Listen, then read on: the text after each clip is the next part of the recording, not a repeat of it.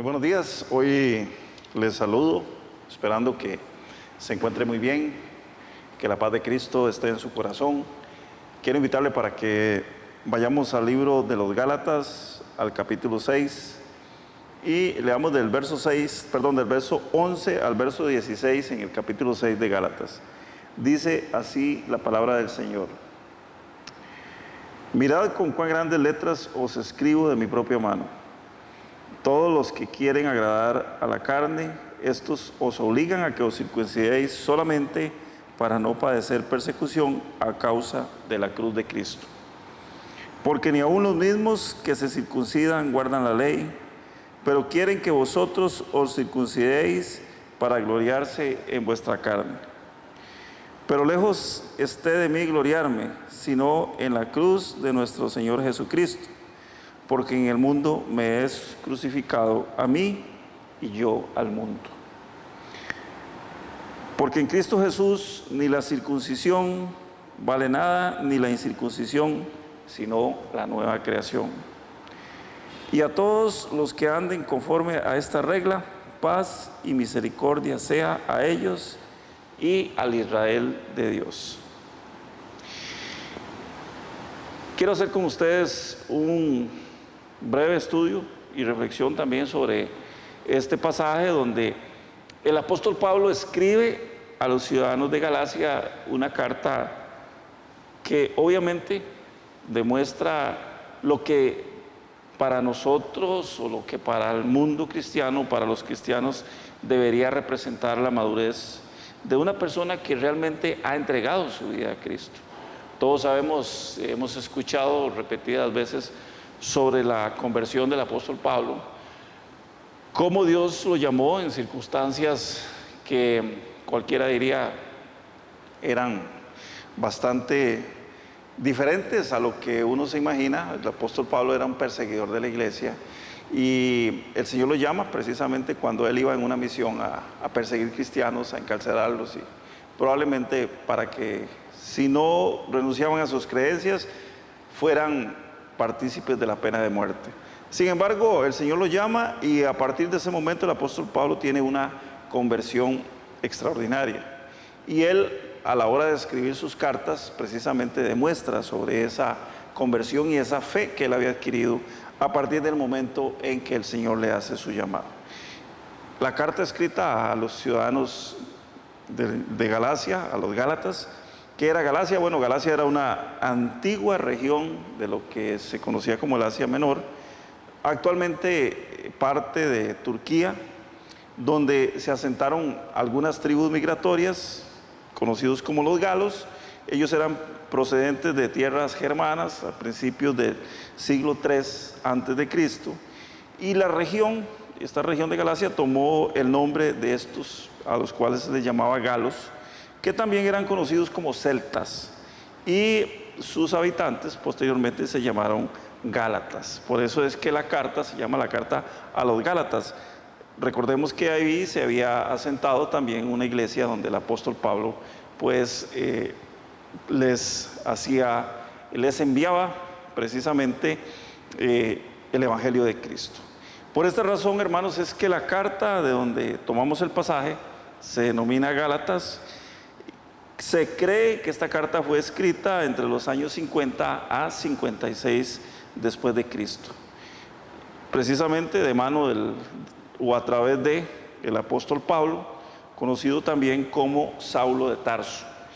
Cuando nosotros leemos con cuidado esta carta, vamos a encontrar algunas cosas muy importantes, como por ejemplo que el apóstol Pablo usa palabras muy fuertes para reprender a los creyentes cristianos, porque resulta que los creyentes cristianos, o lo que nosotros conocemos como los convertidos, los que se habían convertido, habían decidido dejar el evangelio. Y este apartamiento que ellos habían tenido del evangelio precisamente se había dado porque abrazaron enseñanzas que pretendían hacerlos volver a la ley judía. Y esto, por supuesto que lo sabemos, que nosotros los cristianos estamos precisamente cobijados por la gracia de Jesucristo. Cuando Pablo escribe esta carta a los ciudadanos de Galacia o a los Gálatas, él pretende precisamente a través de sus palabras defender el Evangelio de Jesucristo, lo que en estos tiempos conocemos como la apologética. La apologética es la defensa de la fe. Y esta defensa que él hace precisamente lo hace en contraposición de los preceptos o de los conceptos de la religión judía. ¿Qué enseñaba la religión judía o cómo era, cómo se comportaba la religión judía? Bueno, recordemos que la ley judía todavía se practica, o las creencias judías todavía se practican, una ley muy ceremonial, caracterizada por sus ritos, por sus celebraciones, por sus fiestas cúlticas, y esto lo podemos encontrar en el Antiguo Testamento.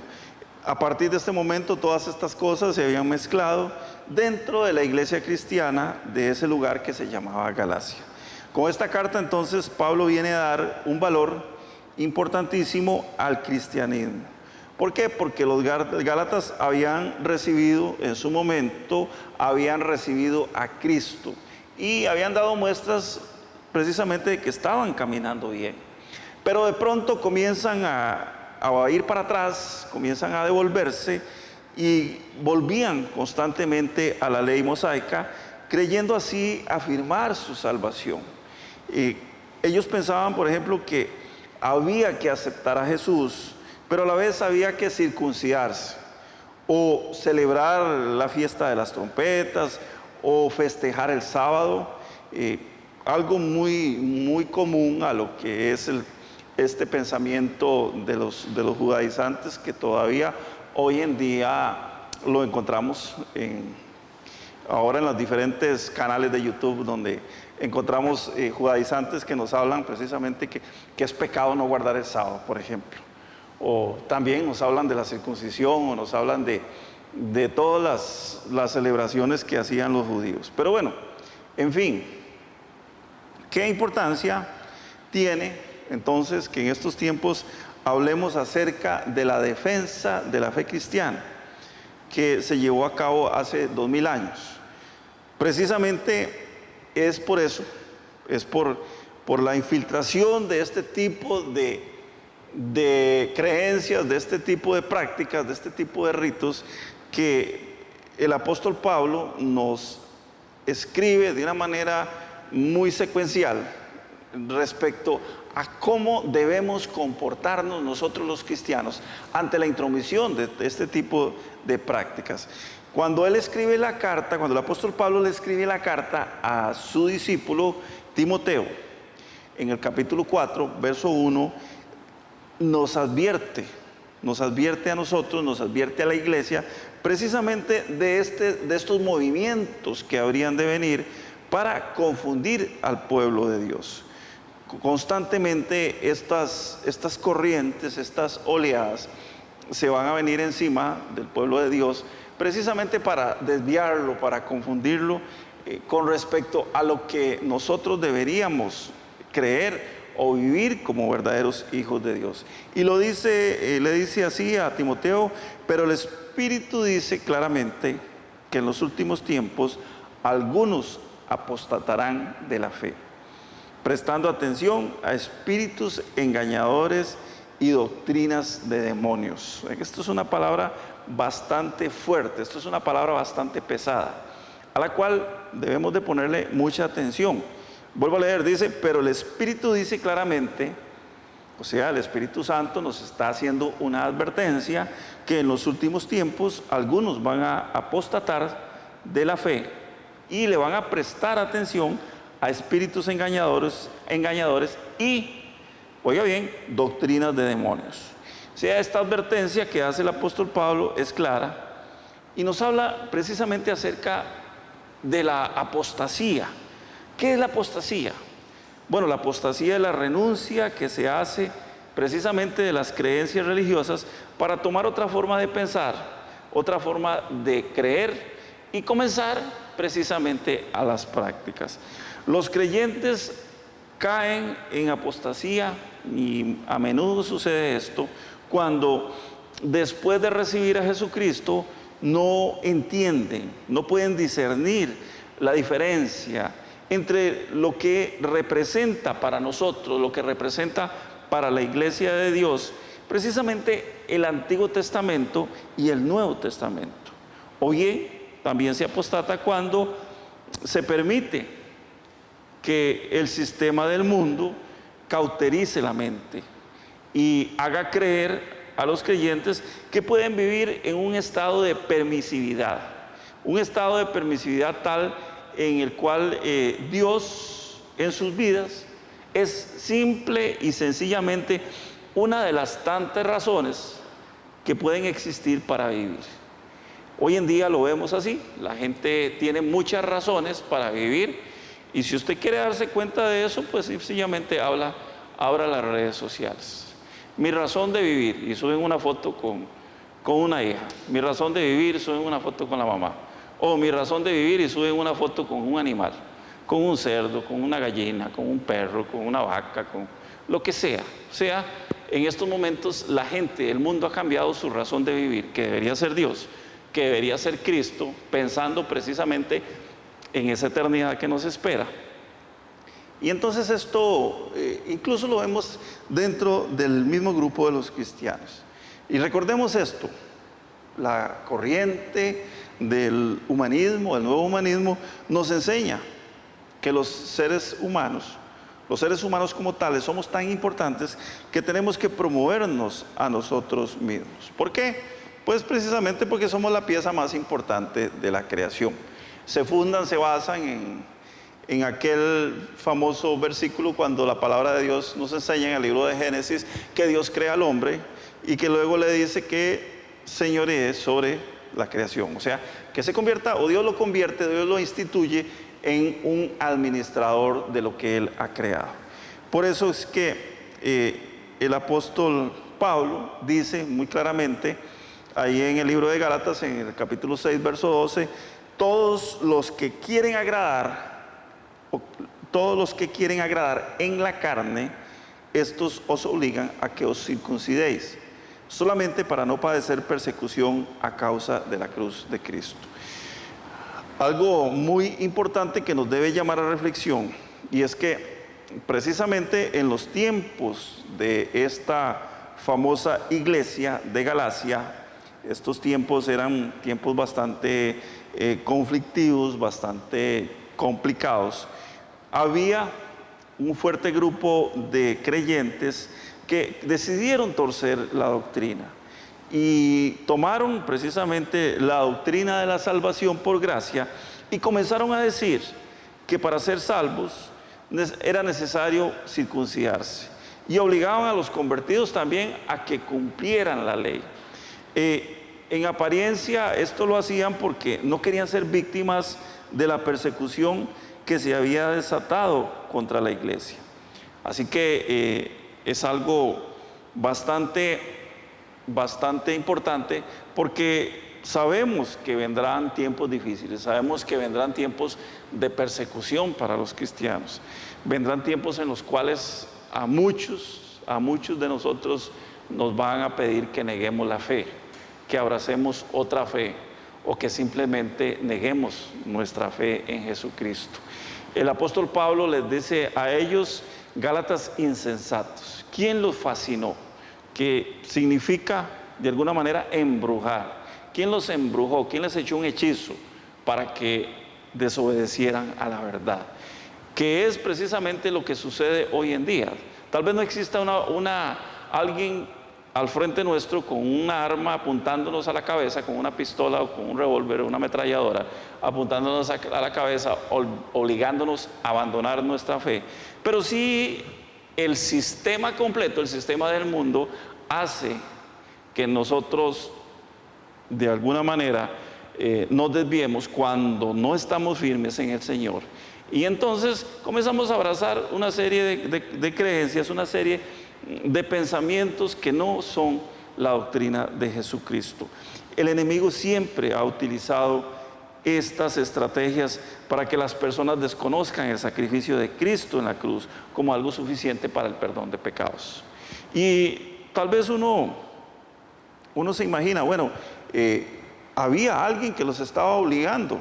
Sí, claro, por supuesto que sí. El simple hecho de pensar que el cristianismo necesitaba ser adornado con algo más, esto convertía precisamente a este tipo de personas en algo muy atractivo. Entonces decían, no, ¿cómo es posible que el sacrificio de Cristo sea suficiente para perdón de pecados? La muerte de Cristo bastó, ya está, no hay nada más que hacer. Y esto de pronto a la gente le parecía atractivo y decían, bueno, sí, no tiene lógica. No tiene lógica que Jesucristo haya muerto por nosotros y que nosotros no tengamos que hacer nada. ¿Por qué?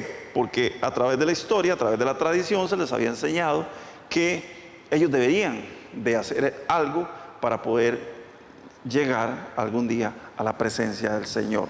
Así que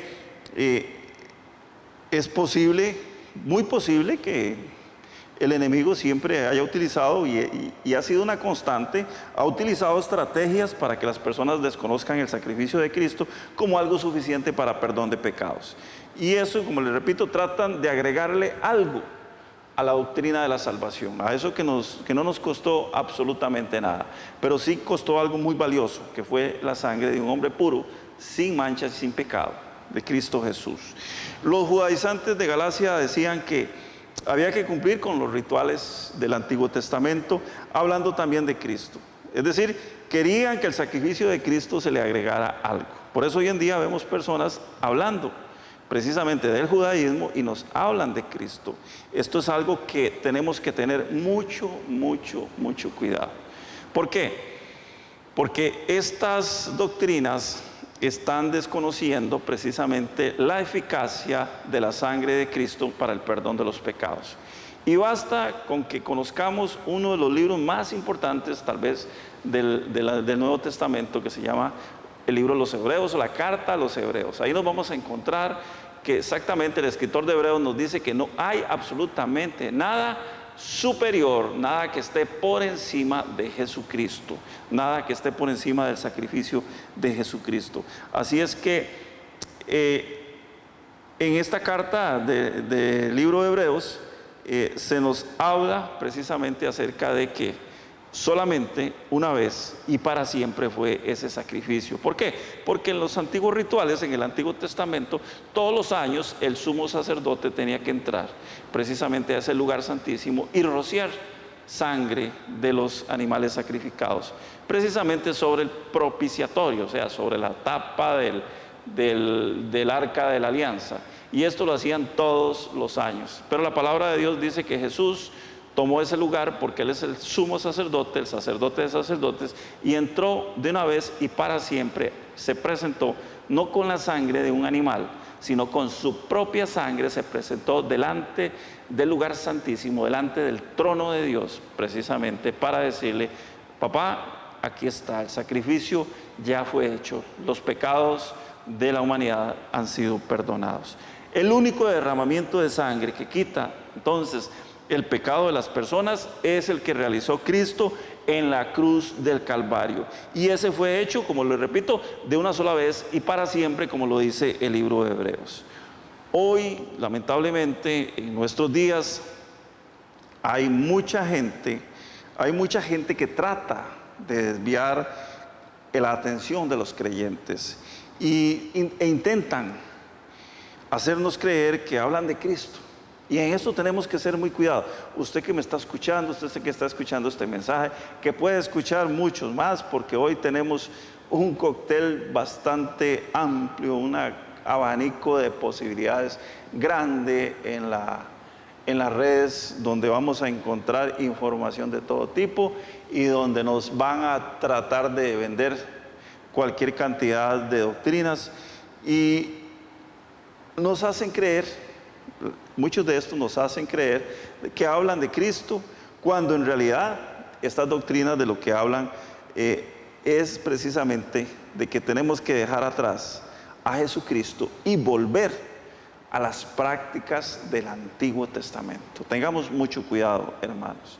La gente se confunde, por supuesto, se confunde pensando en las celebraciones de los judíos, las celebraciones judías, la parte cúltica del Antiguo Testamento, y se dedican, y ahí por ahí los oye uno, los escucha hablando palabras o términos en hebreo y demás conceptos que lo único que hacen, hermanos, es desviar a los creyentes, a los cristianos, del verdadero propósito del Evangelio. Recordemos que el apóstol Pablo fue muy claro, muy claro cuando dijo, 1 Timoteo capítulo 4, verso 1, dice: pero el Espíritu dice claramente que en los últimos tiempos algunos apostatarán de la fe, prestando atención a espíritus engañadores y a doctrinas de demonios. Cuando yo comenzaba a estudiar la Biblia hace bastantes años, yo me imaginaba que al leer este pasaje, que cuando esto se cumpliera era que, perdón, que los demonios iban a venir en persona a adoctrinar a la gente y a predicarles. Pero nada más alejado de la realidad, por supuesto, porque lo que este pasaje nos dice es que en los últimos tiempos, o sea, entiéndase, en este momento, estos tiempos que estamos viviendo, los que vivimos actualmente, muchos iban a hacer abandono de la fe y se iban a dedicar a escuchar lo que dicen aquellos que de una manera camuflada nos hablan de Jesucristo. Hay mucha gente camufladamente tratando de meternos que están hablando de Jesucristo cuando en realidad no lo están. ¿Por qué? Porque el mensaje central que ellos utilizan es precisamente la forma con la cual nos desvían del evangelio que nos fue dado, del evangelio que nos fue regalado, precisamente las buenas nuevas de Jesucristo. Se preocupa por enseñarnos otras cosas. Usted los verá enseñándonos otras cosas que no son el conocimiento de la verdad, y están desconociendo que Jesús debe ser el centro total, el eje central de todo conocimiento, de toda nuestra verdadera vida cristiana, tal y como lo podemos encontrar claramente en la carta a los Efesios, precisamente en el capítulo 4, versos 5 y 6. Dice que en Cristo tenemos todo. ¿Qué dice Efesios 4, 5 al 6? Dice que en Cristo tenemos un Señor, tenemos una fe y tenemos un bautismo. Tenemos un Dios y Padre de todos, el cual es sobre todos y por todos y en todos. Sobre todos, por todos y en todos. Ese es Jesucristo. Ninguno, hermanos, de esos que proliferan en las redes sociales nos deben engañar. No debemos dejarnos engañar de ninguna manera por esos que proliferan en las redes sociales. Tenemos que enfocarnos, tenemos que estar muy atentos y enfocarnos en tener nuestros ojos puestos única y exclusivamente en Cristo Jesús. En Jesús, ya lo sabemos, Jesús es el autor y consumador de nuestra fe. No necesitamos absolutamente nada más. Si usted cree que necesita practicar algún rito, si usted cree que necesita hacer alguna cosa para que el Señor se fije en usted, está muy equivocado, porque Jesucristo es suficiente. Simple y sencillamente le invito a que lea la carta a los Hebreos y ahí se va a dar cuenta la supremacía de Jesús sobre todo lo que conocemos.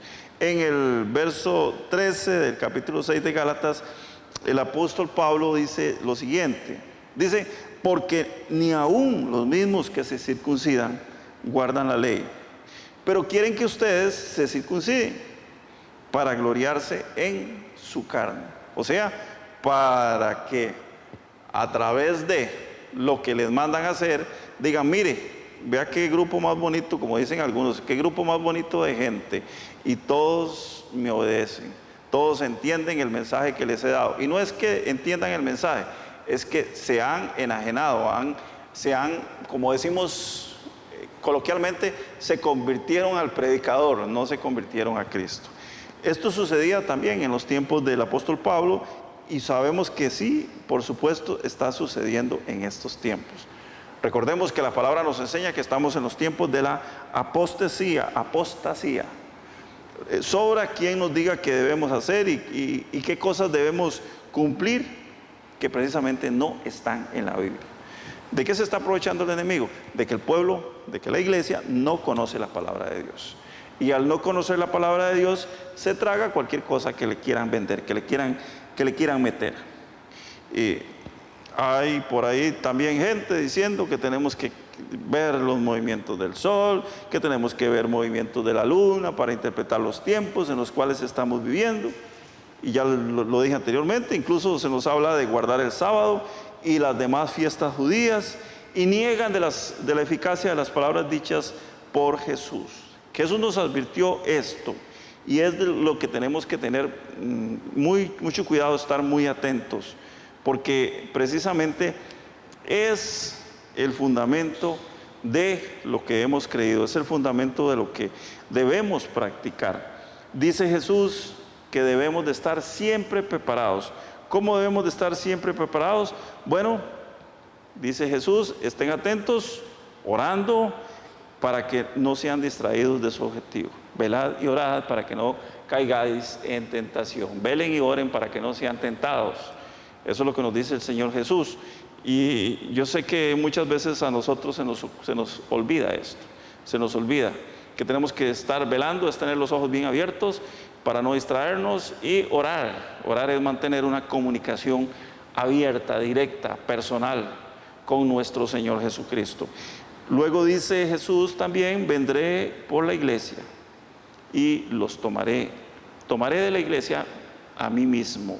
¿Y esto cómo es? ¿Cómo lo entendemos? Bueno, es simple y sencillamente que todo aquel que haya recibido a Jesucristo como su Señor y Salvador va a irse con Jesús. ¿Por quién viene Jesús? Por aquellos que tengan al Espíritu Santo viviendo. Los que no tengan a Jesús, los que no lo hayan recibido, los que no lo tengan en su corazón, simple y sencillamente sonará la trompeta y se van a quedar.